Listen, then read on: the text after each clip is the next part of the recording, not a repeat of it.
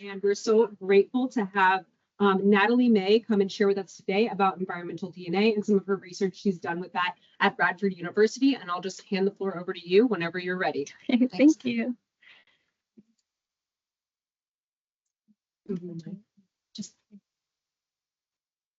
Okay, so hi, I'm Natalie. I go to Radford University. I'm a senior.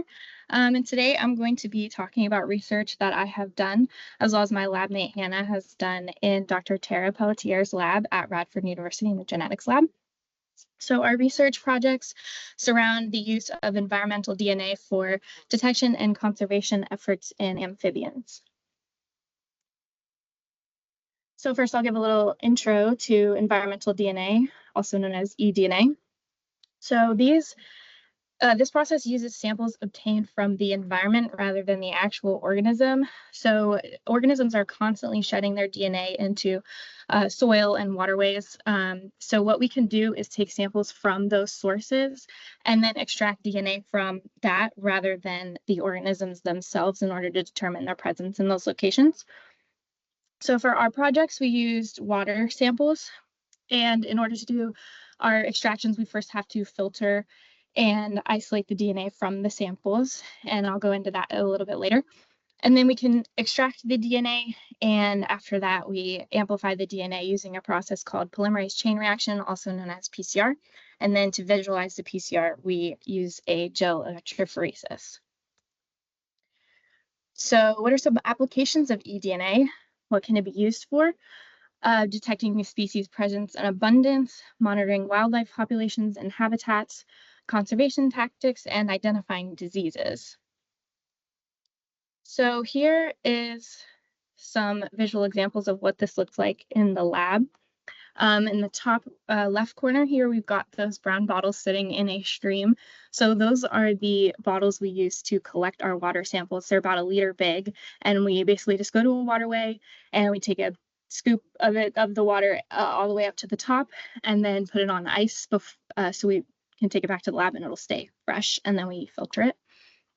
And the video of the filtering is not showing up, but basically what you do is you put it into this filtration system that's going to pull the water from your sample through a tube, and in between those two is a circular filter.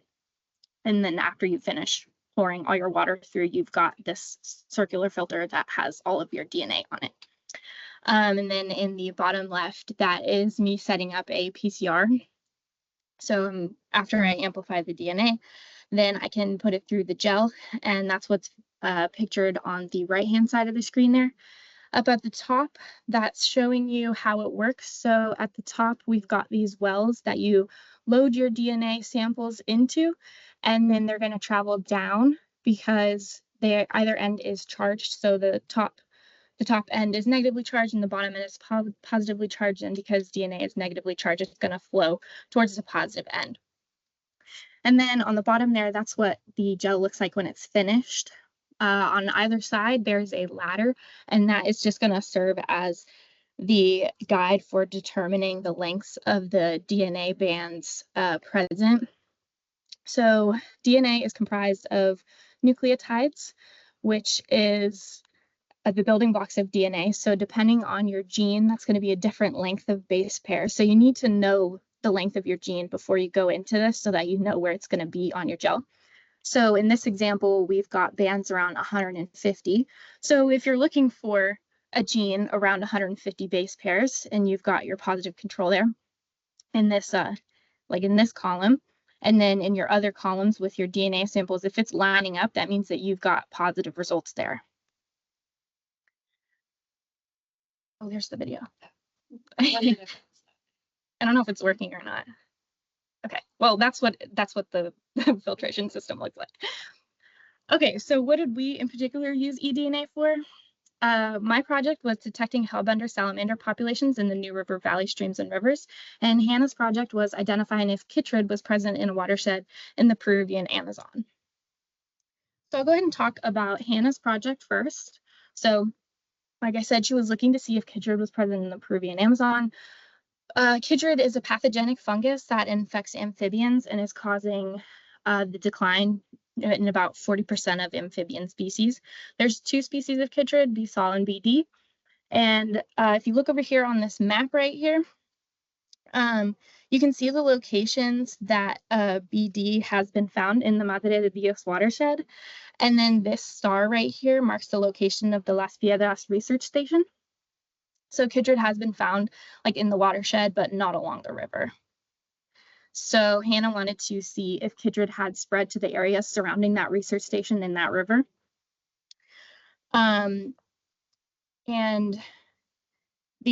So water samples were collected and filtered using that eDNA technique that was shown previously in the lab. And then a DNA shield was added to stabilize the DNA so it didn't degrade before extraction could take place back at the lab, because this was, in the Peruvian Amazon and our lab is back in the United States. So we needed to make sure that the DNA didn't degrade before we could extract it. And then after that extraction, the DNA was quantified to determine if there was enough DNA in the samples for things to show up. And then that PCR was performed to amplify the target gene so it could be recognized. And then a gel was ran and it looked like this. So again, these ladders here on either side is going to serve as your guide. And right here, we've got this really bright band. That's the positive control. So in all of these other columns here where you loaded your DNA samples, if there's a positive result, there's going to be a band that shows up in that area. And as you can see, there's no band that shows up, which means that there is no chytrid, which is a really good thing because chytrid is bad. So now I'll go ahead and talk about what my project was on. So in case you didn't know what a hellbender is, it's the largest salamander species in the United States. It can grow up to around 2.5 feet long. It resides in 15 states, spanning from New York down to Alabama and then across in Indiana. And despite being so big, they are very hard to find. And a lot of that is due to populations declining due to habitat destruction. So they require rapid flowing, unpolluted, free moving waterways that are high in oxygen and have large flat rocks for breeding, feeding, and protection. And because those environments are just getting a little bit harder to find these days, they are on the IUCN Red List as near threatened. So they are an endangered species. So one thing that has been going on down in southwestern Virginia is the Mountain Valley Pipeline Project. And at Radford, we have been looking to see if this project is going to affect populations in the surrounding watersheds and rivers. So I was looking at, in particular, to see if there were any hellbender populations in rivers and streams in the New River Valley, so that I could, if they are there, we want to go ahead and put in conservation efforts in place so that we can help them out as best we can, because, their habitats are really being destroyed. As time went on, though, I just became interested to see if they're in southwestern Virginia in general, specifically in the New River Valley, because they definitely used to be. So first, I took the samples that were already taken for the Mountain Valley Pipeline Project. I went ahead and analyzed those. And that is the map pictured here. So there's 10 sites that I sampled from. And after running my PCR and my gel, I found no positive detections. And so I went out to sample from my own samples. To collect my own samples. So here are the places that I sampled from. So I sampled first from Crooked Creek in Woodlawn, Virginia, and then 2 locations along the Little River in Alum Ridge, Virginia, and then 2 locations on the New River, one in Radford, right across from the university, and then one a little bit north of the university in Fairlawn, Virginia at Pepper's Ferry Boat Launch. So I collected all those samples with those brown bottles that were pictured before and did that filtration technique as seen in the slides. So after I extracted the DNA from those samples that I collected after filtering them, I went ahead and did my PCR, and my PCR targeted cytochrome B, also known as Cyte B, which is a mitochondrial gene that is commonly used for species identification. And I used species-specific primers to target and amplify the gene region, that Cyte B gene that I was looking for. And if that gene was present, it would appear on the gel. But before I do the gel, I need my positive control. And that was the process. So first, I obtained a preserved hellbender head that was in ethanol from the RU Museum of Natural History, and I was trying to use that as a possible positive control. And although after quantifying the DNA, it was in the normal range, my PCR and gel didn't work with it, and that's probably because it was insanely old and it was preserved in ethanol, or maybe the PCR program just wasn't good for those tissue samples that I collected. And you can see that's that hellbender head. So I collected three tissue samples there, and yeah, none of them worked out. So I ended up using a positive control that was sent from the University of Kentucky. They sent a DNA from a water sample as well as a fresh tissue sample and a known high quality DNA extraction, and that's what I ended up going with. After my PCR was done, I ran it, that gel. And here's what the gel looked like. So again, we've got the ladders, we've got the positive control really faint right here, and in all of my columns, there is nothing. So what does that mean? There's no hellbender DNA that I found in all of the places that I sampled. Crooked Creek actually had a sighting not long ago. So that could mean that I didn't sample the right area, though I went exactly where they said that they saw one. So it could be that maybe that population of hellbenders has moved to a different location. It could be that, yeah, I just didn't sample the right location. It could be that that location is now uninhabitable. So hellbenders are no longer going to be found there. So moving forward, I do think it would be worthwhile to sample Crooked Creek again. I only did one sample from Crooked Creek, and I would like to go back there and collect more samples because I think there's faith that they could still be there. Unfortunately, the flooding from the hurricane has disrupted sampling for now, so that's actually the New River there that I took one of my samples from.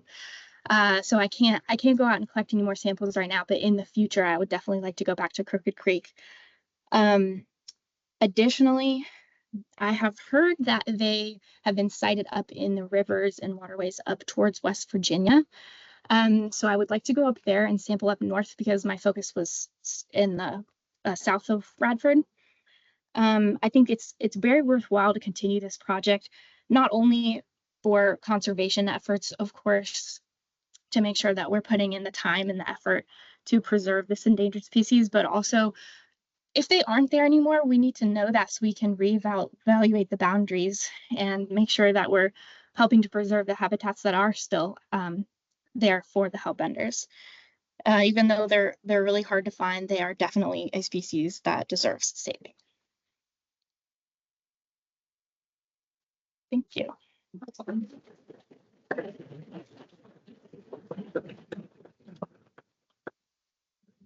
Thank you so much. And we do have a few minutes for questions. So how sensitive is this? If you had one hellbender 100 feet away from you, looking down towards you, would you be able to detect his presence? So I'm not exactly sure like how sensitive it is, but like the PCR process itself is very sensitive because it can detect, if it detects the gene that you're looking for, it will amplify that like a lot. So if there's just a small amount there, there's a good chance that it will show up due to how much that gene is amplified during the PCR process.